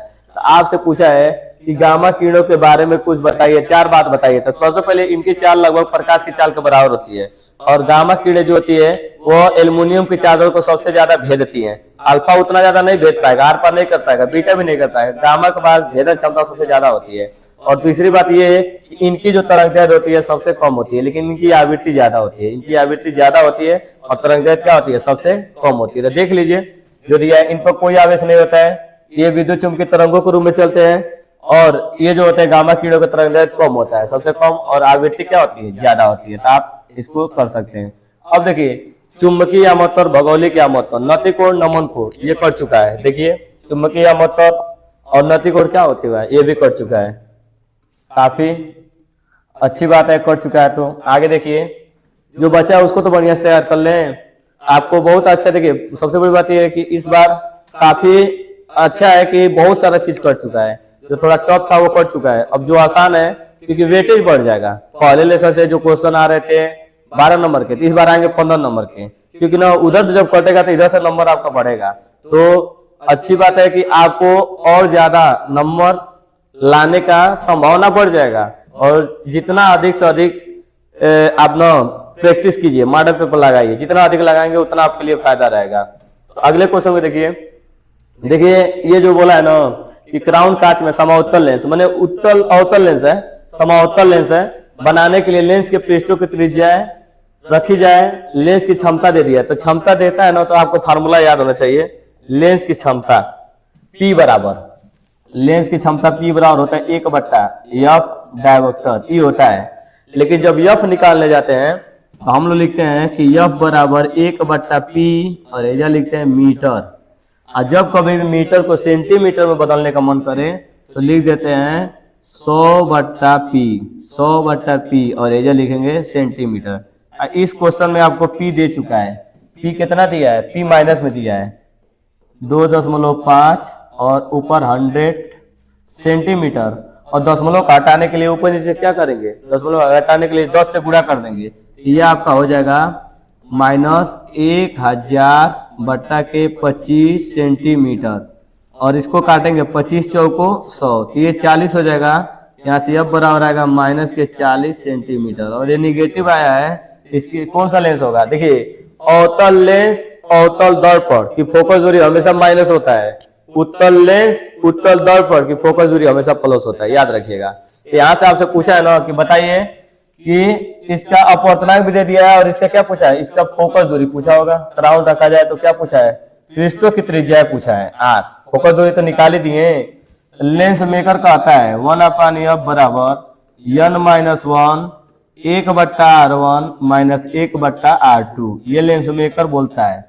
1/F तो निकाल चुके हैं, -40 यहाँ रख देंगे, और देखिए n भी दे दिया है 1.65 -1, और यहाँ देखिए R1, दोनों की वक्रता त्रिज्याएं समान है, और अवतल है पहला, तो अवतल के लिए देखिए इधर का पहला अवतल है ना, अवतल के लिए क्या होगा -8, और ये भी है तो ये रहेगा माइनस, ये रहेगा। और देखिए यहाँ से आप घटाइए, जब यहाँ माइनस करेंगे तो यहाँ बचेगा आपका 0.65, इसमें देखिए दोनों का हर क्या हो जाएगा R, क्योंकि दोनों का हर सेम है, तो -1 जुड़ के कितना हो जाएगा -2। अब देखिए क्या हो जाएगा, यहाँ से माइनस ही काट दीजिए, और त्रिज्या का गुणा कर दीजिए, R को ला दीजिए यहाँ पर, तो R बराबर आपका हो जाएगा 40 × 2 ये कितना हो जाएगा 0.65। अब गुणा कर लीजिए, यहाँ से हो जाएगा आपका, इसी में गुणा करिए 40 × इसमें गुणा कर लीजिए, 5 दूना के 10 और 6 दूना 12 1 13, तो दशमलव आपका लगेगा 2 स्थान पर, यहाँ पर लगेगा। तो 1 0 से आप चाहें तो दशमलव इसको हटा सकते हैं, ये तो दशमलव हट जाएगा, 1 0 से उधर चला जाएगा, तो 4 × 13 हो जाएगा। तो यहाँ से गुणा कर लीजिए, आप कितना हो जाएगा 13 को 52, यह आ जाएगा 52 सेंटीमीटर, जो कि यहाँ पर आया हुआ है, और आप इसको देख सकते हैं, ऐसे ही लगाया जाएगा। अगले क्वेश्चन में देखिए ट्रांजिस्टर, देखिए ट्रांजिस्टर कट चुका है। अब यहाँ से देखिए LCR, बढ़िया ये समझ ही जाएंगे। देखिए अनुनाद की स्थिति में क्या होता है, XL XC के बराबर होता है।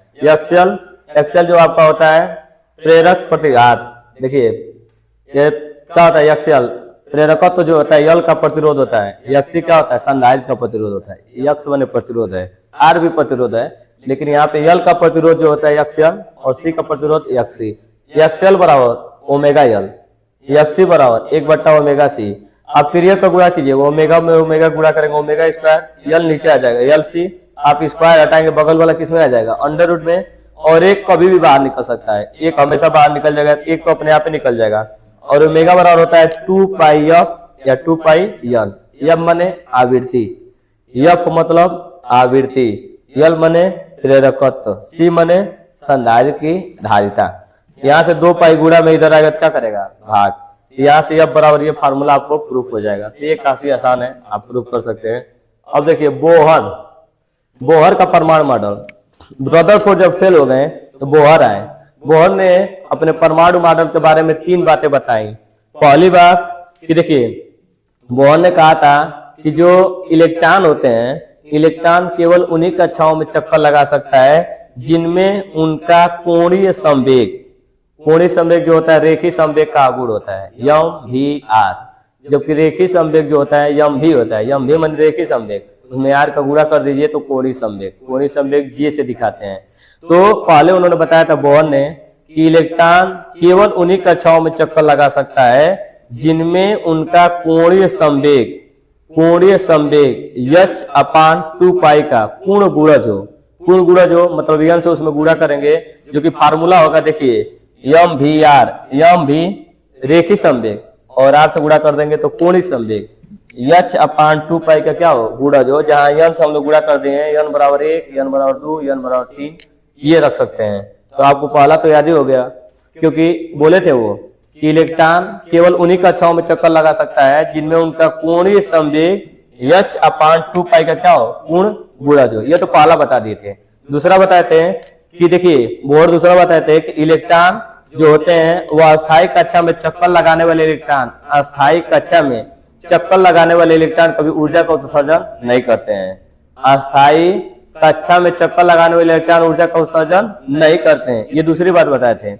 और तीसरी बात उन्होंने बताया था कि जब किसी परमाणु को बाहर से ऊर्जा दी जाती है, जब किसी भी परमाणु को बाहर से ऊर्जा दी जाती है तो उस परमाणु में उपस्थित इलेक्ट्रॉन अपनी कक्षा को छोड़ के, निचली वाले कक्षा को छोड़ के ऊपरी वाले कक्षा में चला जाता है और केवल जाके वहां पे 10⁻⁻8 सेकंड के लिए वहां पर ठहरता है, अब पुनः अपने प्रारंभिक कक्षा में लौट के आता है। और जब वो लौट के आता है तो एक प्रकार की तरंगे निकालते हुए आता है जिसे कहते हैं विद्युत चुंबकीय तरंगे। और इनको पढ़ा जाता है लाइमन श्रेणी, बामर श्रेणी, पास्कल श्रेणी, खुंड श्रेणी, ब्रैकेट श्रेणी, इसमें इनको पढ़ा जाता है। तो ये फिलहाल में आपको तीनों चीज याद होने चाहिए। बोहर का परमाणु मॉडल बहुत ही इंपॉर्टेंट है। देखिए अगला क्वेश्चन को, इस क्वेश्चन में देखिए ईएन दे चुका है। देखिए इस क्वेश्चन में यहाँ देखिएगा, इस क्वेश्चन में ऊपर ही दे दिया था यहाँ पे। चलिए इस क्वेश्चन को डायरेक्ट इसका आंसर ही है।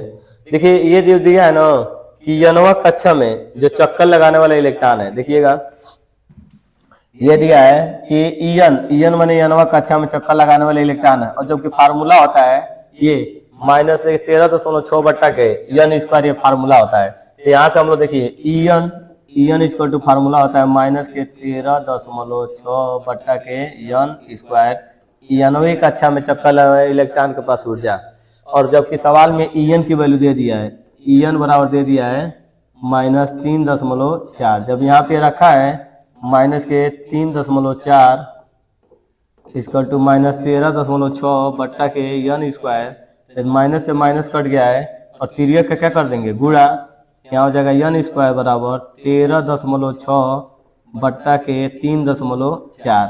अब क्या हुआ है कि दशमलव से दशमलव को काट दिया गया है, और काटने के बाद इसमें जब भाग देंगे 34 से, इसमें ये 4 बार में कटेगा, और 4 किसका स्क्वायर होता है 4 2 का स्क्वायर होता है। हमको एन की वैल्यू पता चल जाएगी, एन बराबर 2 है। और आपसे कोणीय संवेग पूछा है, तो कोणीय संवेग क्या होता है, कोणीय संवेग h/2π का क्या होता है पूर्ण गुणज होता है, एन से गुणा कर देंगे, एन बराबर 2 रख देंगे और एच की वैल्यू फिक्स है 6.6 × 10⁻34 और 2 और पाई का मान 22/7, और 7 चौथा सीधे कहा जाएगा पहले पर, और कटने वाला कट जाएगा, बचने वाला बच जाएगा, और आपका आंसर आ जाएगा। तो अगले क्वेश्चन को हम लोग देखते हैं। देखिए ये आ गया प्रकाश का प्रिज्म वाला सवाल। तो प्रकाश से या तो लेंस मेकर का पूछेगा, देखिए लेंस मेकर का डेरिवेशन पूछ देगा, या लेंस मेकर का सवाल दे देगा। देखिए इसमें लेंस मेकर पर 2 सवाल आए थे, और देखिए प्रिज्म भी आ सकता है, प्रिज्म आया है या तो प्रिज्म पर सवाल दे देगा। तो देखिए प्रकाश का जो है वो बहुत इंपॉर्टेंट है। और देखिएगा दूरदर्शी या दूरदर्शी पर सवाल, देखिए इसमें दूरदर्शी पर सवाल आ गया था, या तो दूरदर्शी आ जाएगा, या सूक्ष्मदर्शी आ जाएगा, या परावर्तित दूरदर्शी आ जाएगा। ये काफी इंपॉर्टेंट, या तो वो आएंगे सब डेरिवेशन करने के लिए, या उन पर सवाल देगा, दोनों में आपको कुछ ना कुछ देगा। तो देखिए प्रिज्म वाले में आपको 4 बात याद करना है।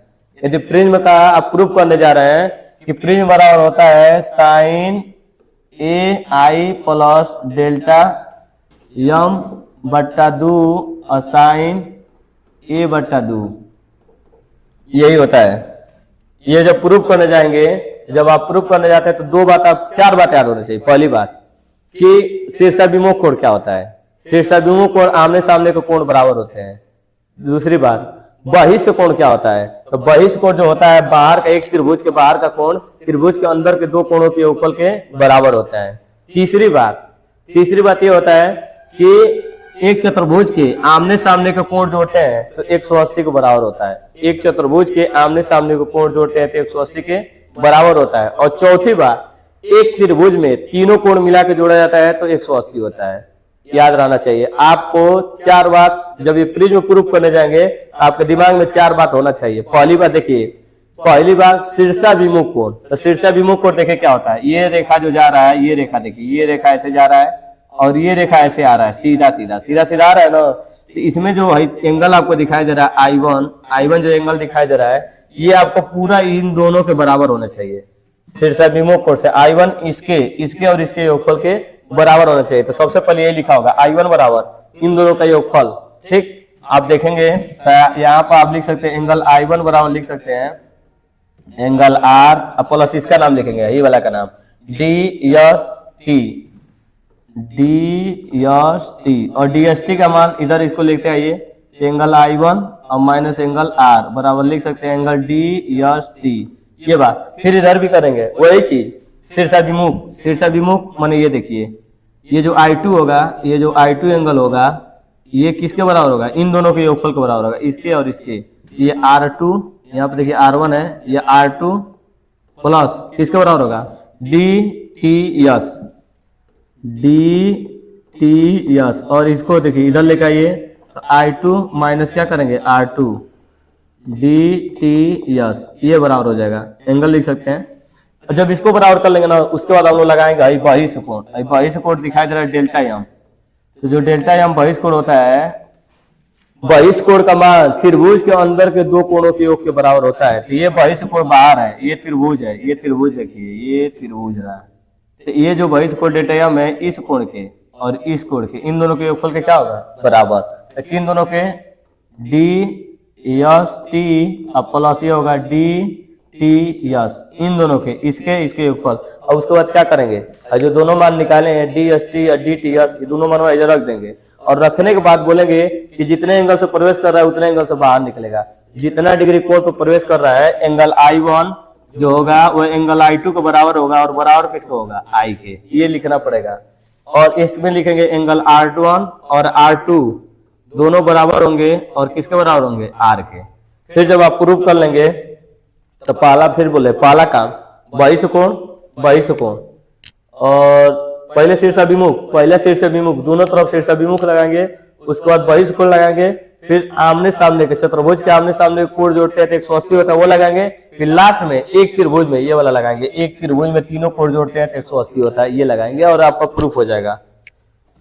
यदि देख लीजिए इसमें देखिए पहले क्या लगाया, ये इसमें बहिष्ठ कोण लगा दिया डेल्टा एम, फिर क्या लगाया शीर्षाभिमुख कोण, उसके बाद ये प्रूफ किया है इतना बड़ा n equal to sine a plus delta M by 2 और साइन a बाई 2।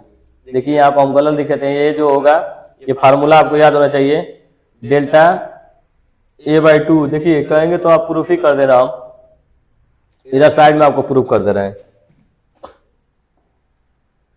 ये जो फार्मूला है n equal to sine a plus delta M by 2 और ये फार्मूला है साइन a बाई 2, ये फार्मूला है।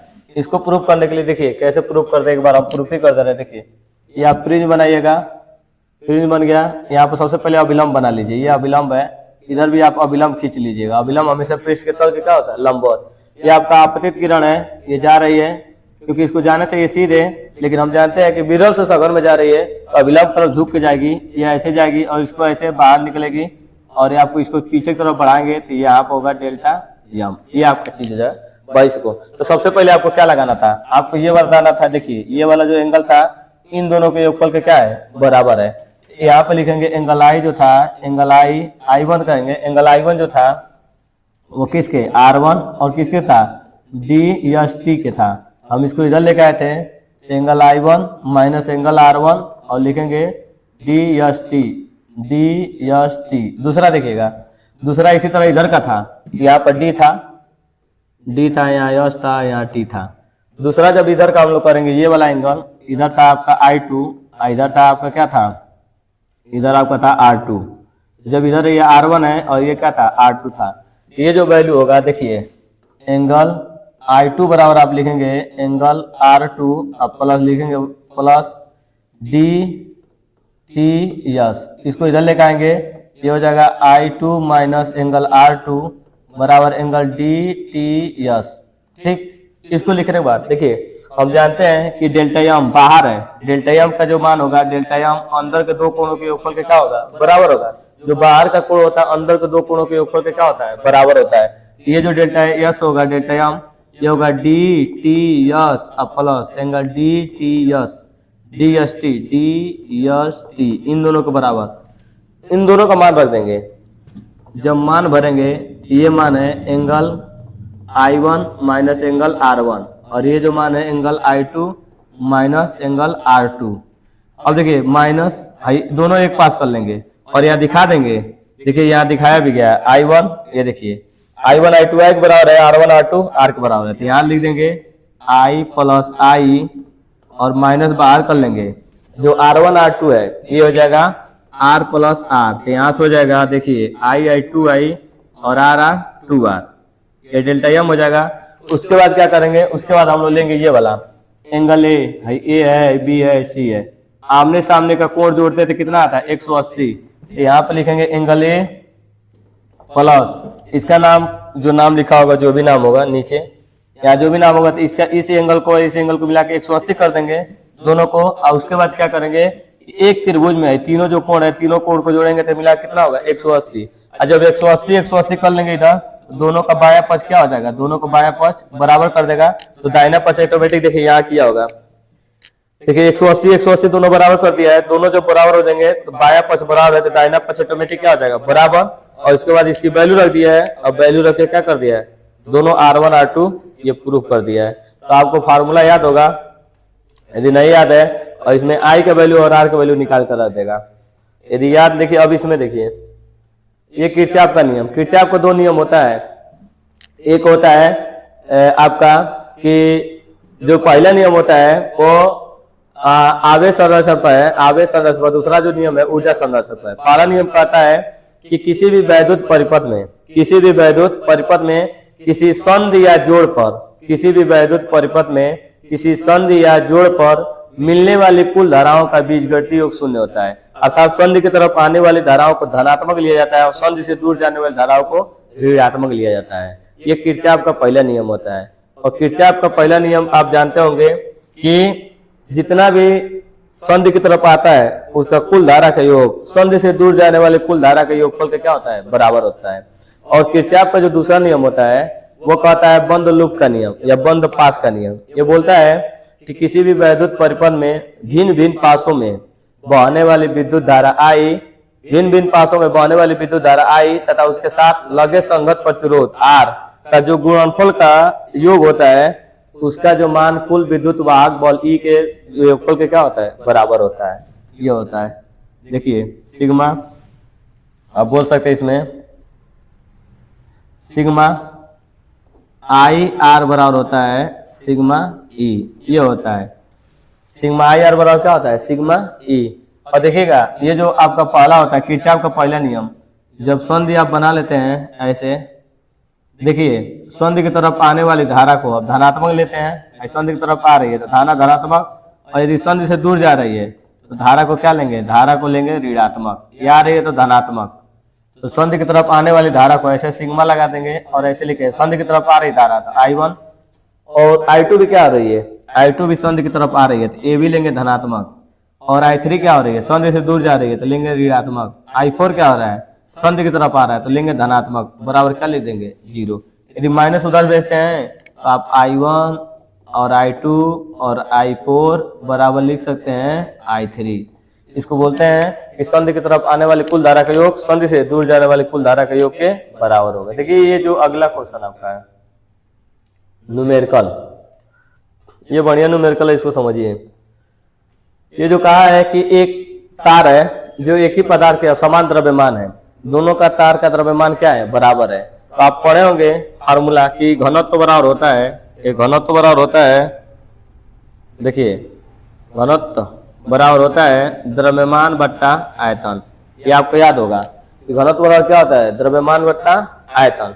और द्रव्यमान के जगह पर बस लिखना चाहे द्रव्यमान बराबर तो लिखेंगे घनत्व गुणे आयतन, ये लिखेंगे घनत्व गुणे आयतन। तो देखिएगा एक पदार्थ है जो एक ही तार के मतलब एक ही इनका द्रव्यमान क्या है, समान है, और एक तार ए है और एक तार क्या है, बी है। दो तार है जिनका द्रव्यमान समान है, दोनों एक ही पदार्थ से बने हुए हैं, ठीक। और कह रहा है ना कि तार ए का व्यास तार बी का व्यास का क्या है, आधा है। तार ए का व्यास व्यास क्या होता है, त्रिज्या का दुगुना, ऐसे लिख सकते हैं। तार ए का व्यास जो है तार बी के व्यास का क्या है, आधा है। तो तार बी का व्यास लिखे हम लोग, तो व्यास क्या लिखेंगे, ये व्यास हो जाएगा 2r, क्या होता है 2r व्यास होता है, इसका क्या है, आधा है। तो यहाँ से आप चाहें तो 2 से 2 काट दीजिए, तो RA बराबर लिख सकते हैं 1/2 RB, कहेंगे लिख दीजिए RB बट्टा 2, ये आप लिख सकते हैं। अब देखिएगा इसमें यहाँ पे क्या किया गया है, यहाँ पे जो क्वेश्चन देखिए, पहले तार का प्रतिरोध 24 दे दिया है, दूसरे तार का प्रतिरोध आपसे पूछ दिया है। यहाँ सुनिए फिर क्वेश्चन में देखिए, दो तार है, दो तार का द्रव्यमान दोनों का बराबर है, दोनों तार एक ही पदार्थ से बने हुए हैं। ये बोला है ना कि जो पहला तार है उसका व्यास दूसरे तार के व्यास का क्या है, आधा है। तो व्यास हम जानते हैं क्या होता है, व्यास मान लीजिए पहले तार का व्यास D1, दूसरे तार का व्यास D2, ऐसे लिख सकते हैं, या DA और DB लिख सकते हैं।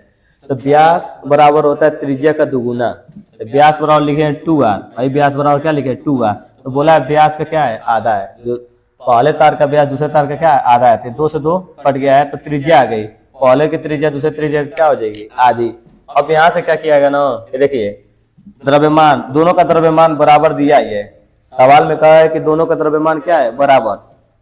तो द्रव्यमान बराबर लिखा गया है घनत्व गुणे आयतन।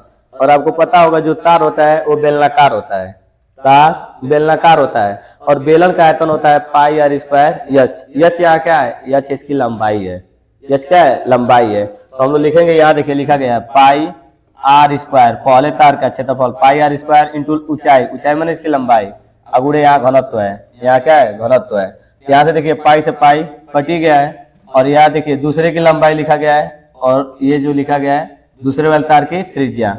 यहाँ से देखिए ये लंबाई गुणा में इधर आएगा तो नीचे भाग में आ जाएगा, और ये पहले से है RB², और ये नीचे से जाएगा, ये ए वाला जाएगा तो क्या होगा, ये गुणा में इधर चला जाएगा, भाग में हो जाएगा। फिर आगे देखिए हम लोग जानते हैं फार्मूला, फार्मूला होता है R बराबर होता है ρL/A, ये फार्मूला होता है R बराबर ρL/A। ये लगाया है R बराबर, पहले RA लिखा है, इसका मतलब कि पहले तार का A तार का प्रतिरोध है बराबर ρL/A, A माने क्षेत्रफल πr², पहले तार का A का क्षेत्रफल, पहले तार की एक लंबाई। फिर देखिए यहाँ दूसरे वाले के लिखेंगे तो दूसरा के लिए देखिए RB बराबर ρLB, माने R बराबर ρL/A होता है, A माने क्षेत्रफल πr²। पहले में दूसरा का भाग दे दिया, देखिए भाग देंगे तो देखिए क्या क्या कट जाएगा, रो से रो कट जाएगा, पाई से पाई कट जाएगा, आपका ये हो जाएगा LA/LB, RB/RA। और यहाँ से देखिए हम लोग पहले से यहाँ पे जानते हैं कि कहाँ गया, यहाँ से देखिए, यहाँ से हम जानते हैं कि LA/LB बराबर क्या है, RB/RA। यहाँ से इसके जगह पर रख देंगे RB/RA, और ये पहले से है RB/RA, ये चीज आप रखेंगे यहाँ पर। देखिए जब इसके पास रखेंगे, इसके जगह पर वैल्यू जब रखेंगे, ये वाला जो निकाले हैं R²B और R²A, पहले से रखेंगे, पहले से है, ये जब पहले से है तो इन दोनों में गुणा होगा, ये 2 घात और 2 घात जुड़ के कितना हो जाएगा, 4 घात। RB पे हो जाएगा 4 घात, और RA पे कितना हो जाएगा, RA पे भी हो जाएगा 4 घात, ये दोनों पे हो जाएगा 4 घात। उसके बाद ये देखिए ये चीज दे दिया है कि RA कोने का है, RB का 1/2 है। यहाँ पर जब हम वैल्यू भरेंगे, देखिए जब यहाँ पर क्या किया जाएगा, वैल्यू भरा जाएगा, तो RA देखिए यहाँ पर समझिए, यहाँ पर जब इसका तिर्यक का गुणा कर दिए, इसको नीचे लेके आइए, जब नीचे लेके आएंगे आप, नीचे ले आएंगे तो क्या लिखेंगे आप, इसको नीचे लेके आएंगे तो लिखेंगे RA/RB बराबर 1/2। इसको उल्टा कर दीजिएगा, उल्टा करेंगे तो क्या लिखेंगे, RB/RA, पहले तार का प्रतिरोध दूसरे तार, उसको उल्टा करेंगे तो 2 लिखेंगे ना। यहाँ पे देखिए क्या है, RB/RA, यहाँ पर जब वैल्यू रखेंगे, और देखिए यहाँ पर आर ए के वैल्यू जानते हैं, आर ए के वैल्यू कितनी लेते हैं, आर ए के वैल्यू 24 है। यहाँ पर रखेंगे आप, इसके जगह पर रखिएगा तो 24, और नीचे आप आर बी दूसरे का निकालना है, और ये चीज़ कितना निकालें आप 2, आप कर लीजिए 2 पर 4 घात कितना हो जाएगा, ये आपका होगा 2 दूना 4, 4 दूना 8, 2 दूना 16, और यहाँ आएगा आर बी। अब काट दीजिए, काटेंगे तो आपका कितना आएगा, काट के देख लीजिए, काटने के बाद आपका आएगा ये 24 है, काटेंगे तो आपका आएगा 1.5 ओम। ये कर सकते हैं, एक बार फिर बता दें कैसे किया गया है। यहाँ पर दोनों का द्रव्यमान बराबर है, द्रव्यमान बराबर है तो आयतन, द्रव्यमान बराबर क्या होता है, घनत्व गुणे आयतन। यहाँ घनत्व आयतन लिखा गया है पाई, पाई क्षेत्रफल मतलब pi R square, pi R square into L, ये लिखा गया है। और क्योंकि ये आयतन है, ये आयतन है, और इसका दूसरे का आई आर ए, दूसरा का लिखा गया घनत्व अगुणे क्षेत्रफल, क्षेत्रफल ये अगुणे लंबाई ये, और पाई से पाई काट दिया गया, घनत्व से घनत्व काट दिया गया है। यहाँ से ये लिखा गया था यल ए बट्टा यल बी बराबर, यहाँ से लिखा गया यल ए बट्टा यल बी बराबर लिखा गया आर बी स्क्वायर और आर ए स्क्वायर, ये चीज लिखा गया था। फिर ये वैल्यू लास्ट में रखा गया है। अगले क्वेश्चन देखिएगा, ये देखिए द्विबाहुली तरंग और आंशिक रूप से, देखिए ये क्वेश्चन जो है संधारित, संधारित की धारिता का जो फार्मूला आता है आप जानते होंगे कि संधारित की धारिता सी बराबर आपका होता है के एप्सिलॉन 0 ए बट्टा के डी आता है, ये संधारित की धारिता होता है। यहाँ पर आपको क्या कहा है, देखिएगा क्वेश्चन में आपको दिया है कि संधारित की 2 प्लेटें हैं, देखिए दोनों प्लेटें, पहले पर कितना आवेश है प्लस क्यू, दूसरे पर कितना आवेश है माइनस क्यू, और इसके बीच में एक रख दिया है माध्यम, परावैद्युतांक रख दिया है, और जिसकी और के परावैद्युतांक है, जिसकी जो मतलब ये लंबाई जो है ये टी मोटाई का है, यहाँ से आता है ये टी मोटाई का है। इसके बीच में जो कि इसके बीच में हवा होगा, एयर होगा वाई, तो पहले बीच में टी मोटाई का ये परावैद्युतांक है, किनारे किनारे क्या होगा हवा होगा, पूरा प्लेट, दोनों प्लेटों के बीच की दूरी कितनी है डी। अब इसमें देखिएगा हम लोग जानते हैं क्या है, हम लोग जानते हैं कि जो प्लेट होता है, एक प्लेट का जो हम लोग लिखते हैं सिग्मा, सिग्मा बराबर क्यू अपान क्या होता है, ठीक है क्यू अपान ए होता है, पृष्ठीय आवेश घनत्व सिग्मा बराबर क्यू बाई ए। तो ये पहले वाले प्लेट के लिए सिग्मा बाई क्यू बाई ए, देखिए अब बोला है कि ये पहला प्लेट है, ये दूसरा प्लेट है, और एक प्लेट P1 दिया है, एक प्लेट को P1 से दिखाया है और एक प्लेट को P2 से दिखाया है।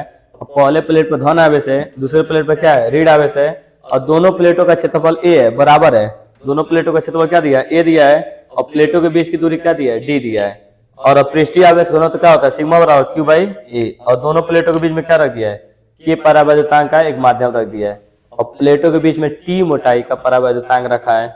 अब आगे देखिए पहले प्लेट का आप लोग देखेंगे विद्युत क्षेत्र की तीव्रता सिग्मा अपान एप्सिलॉन 0, बीच में निकालेंगे दोनों के बीच में, तो क्यू अपान सिग्मा बराबर होता है क्यू बाई ए, सिग्मा बराबर क्यू बाई ए। अब देखिए जब ये आप लोग जब माध्यम में निकालेंगे, मतलब जो टी मोटाई का परावैद्युतांक रख दिया है, टी मोटाई का जब परावैद्युतांक रख दिया है तो परावैद्युतांक देखिएगा E2 बराबर सिग्मा अपान के एप्सिलॉन 0, ये माध्यम के लिए देखिए यहाँ पे लिखा भी गया है कि जो वायु है, वायु के बीच में विद्युत क्षेत्र की तीव्रता, और ये जो लिखा गया परावैद्युतांक पट्टी जो है उसमें विद्युत क्षेत्र की तीव्रता E1 वायु में विद्युत क्षेत्र की तीव्रता, और ये जो परावैद्युतांक है उसमें वैद्युत क्षेत्र की तीव्रता, देखिए के लग चुका है क्योंकि सिग्मा अपान एप्सिलॉन 0 होता है, यहाँ पर के उसके बीच में निकाला जा रहा है, वाई में सिग्मा अपान एप्सिलॉन 0 और उसके बीच में जो परावैद्युतांक रखा है उसके लिए E2 बराबर सिग्मा अपान के एप्सिलॉन 0, और सिग्मा बराबर होता है क्यू बाई ए, सिग्मा बराबर क्यू बाई ए पृष्ठीय आवेश घनत्व।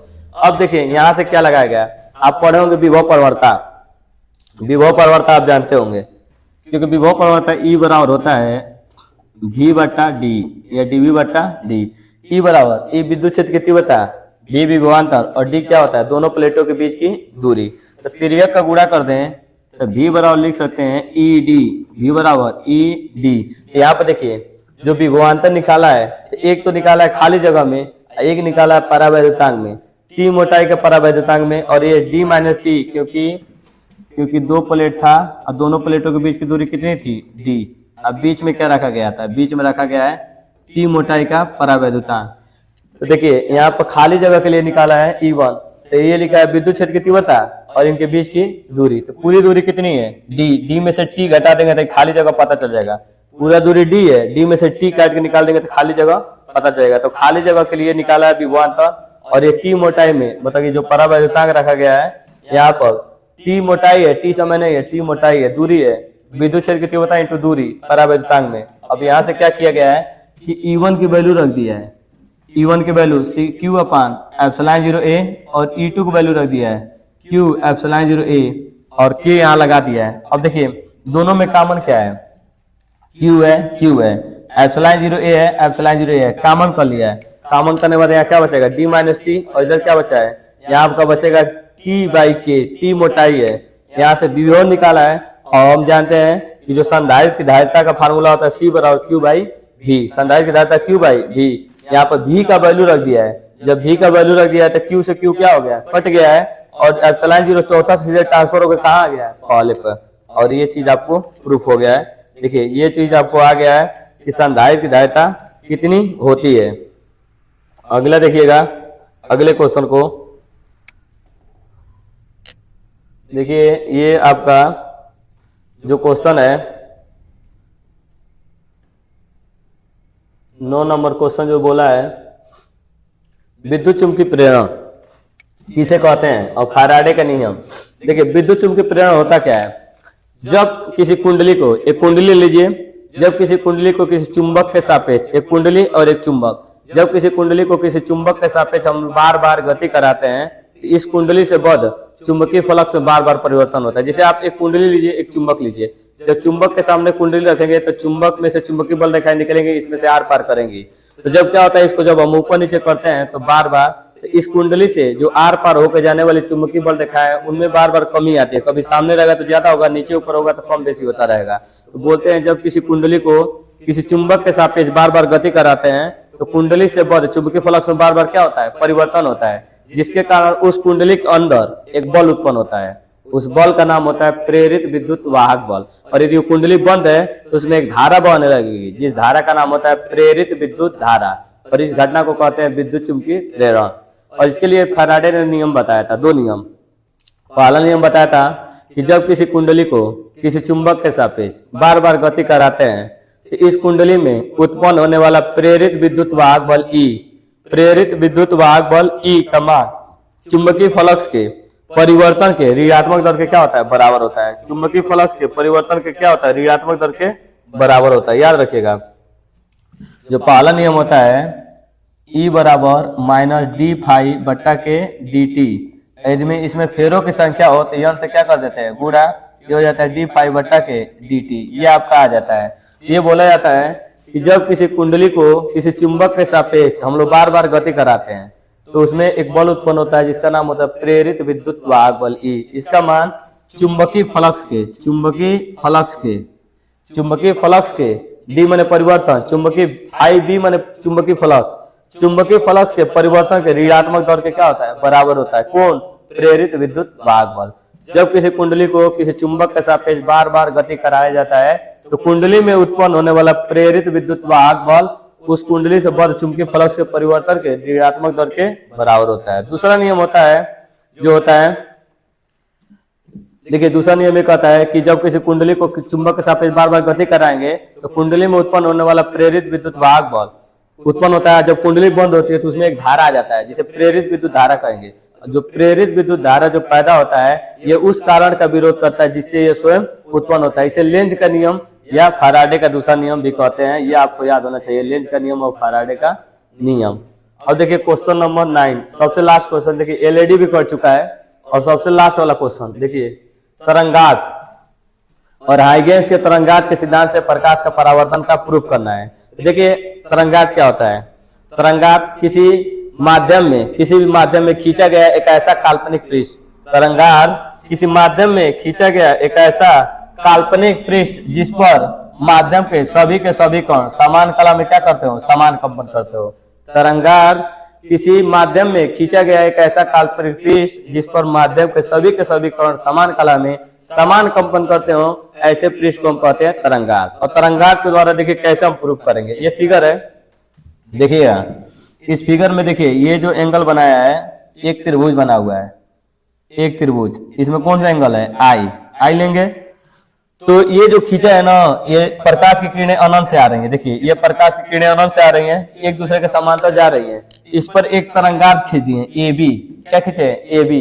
तो जब प्रकाश की किरणें आएंगी और टकरा के इसी माध्यम में क्या चली जाएंगी वापस, क्योंकि अब प्रकाश का परावर्तन हो रहा है, अपवर्तन नहीं। तो परावर्तन में प्रकाश की किरणें जिस माध्यम से आती है उसी माध्यम में वापस चली जाती है। तो प्रकाश की किरणें आई और ये टकरा के जा रही हैं, ये टकरा के जा रही हैं। यहाँ पे एक खींचे हैं तरंगार्थ, ये भी एक तरंगार्थ है। अब देखिएगा आप यहाँ क्या लिया गया, एंगल आई, आई लेंगे तो ये आई है, तो आई ये 90 डिग्री का कोण है, क्योंकि तरंगार्थ जो होता है वो प्रकाश की किरणों पर क्या होता है, लंबवत होता है। ये 90 डिग्री का कोण है, तो 90 के सामने का क्या कहलाता है, कोण। 90 के सामने का भुजा क्या होता है, कोण, और ये कोण के सामने का क्या होता है, लंब। तो आई के सामने का होगा लंब। यदि हम साइन थीटा लें तो साइन थीटा साइन आई बराबर लंब बट्टा कोण, तो लंब होगा बी ए डैश, लंब होगा बी ए डैश और कोण होगा ए ए डैश।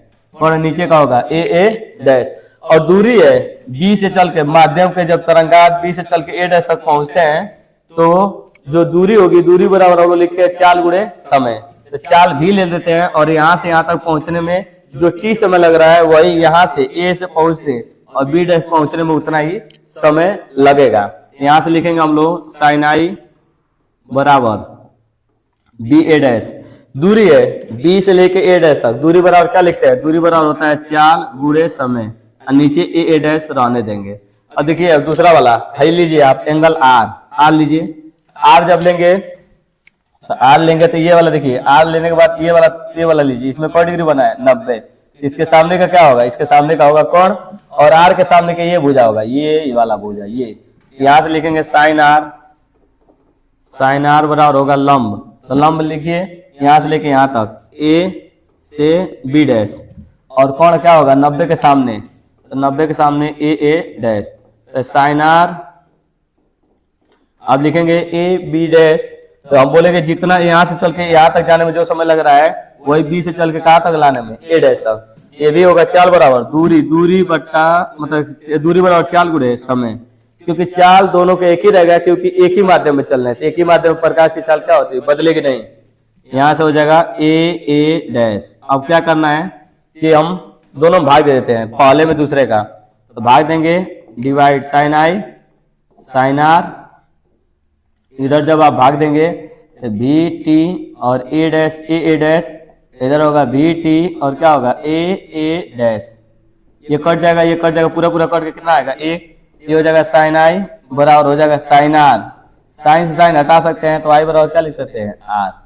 ये आपका हो जाएगा। देखिए ये प्रूफ किया गया है, एक काट पीट के लेकर आया गया है। तो इस प्रकार देखिए ये आपका खत्म हो गया।